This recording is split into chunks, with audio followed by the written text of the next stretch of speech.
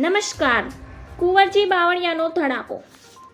પાવાગઢને અલગ જિલ્લો બનાવવામાં આવે તેવી અટકળો ઘણા સમયમાં પંચમહાલમાં ચાલી રહી છે. આ વચ્ચે હવે ગુજરાત સરકારના કેબિનેટ મંત્રી કુંવરજી બાવળિયાનું એક મોટું નિવેદન સ્વરૂપ ધારણ કરી શકે છે. ગુજરાતના પંચમહાલ જિલ્લામાં પાવાગઢ મહાકાળી માતાજીનું પવિત્ર શક્તિપીઠ છે.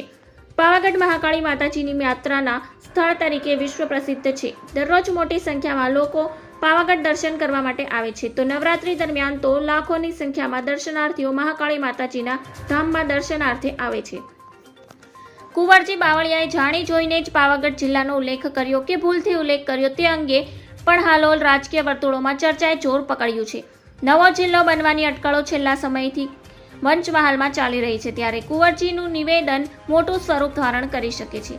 પાવાગઢમાં સિટી સિવિક સેન્ટર્સના લોકાર્પણ પ્રસંગે કેબિનેટ મંત્રી કુંવરજી બાવળિયાએ પોતાના વક્તવ્યમાં પંચમહાલ જિલ્લાને બદલે પાવાગઢ જિલ્લાનો ઉલ્લેખ કર્યો હતો. પંચમહાલથી પાવાગઢને અલગ જિલ્લો અલગ કરવાની ભારે ચર્ચાઓ વચ્ચે કુંવરજી બાવળિયાના નિવેદનથી ભારે ચર્ચાઓ જાગી છે. ધન્યવાદ. જય હિન્દ.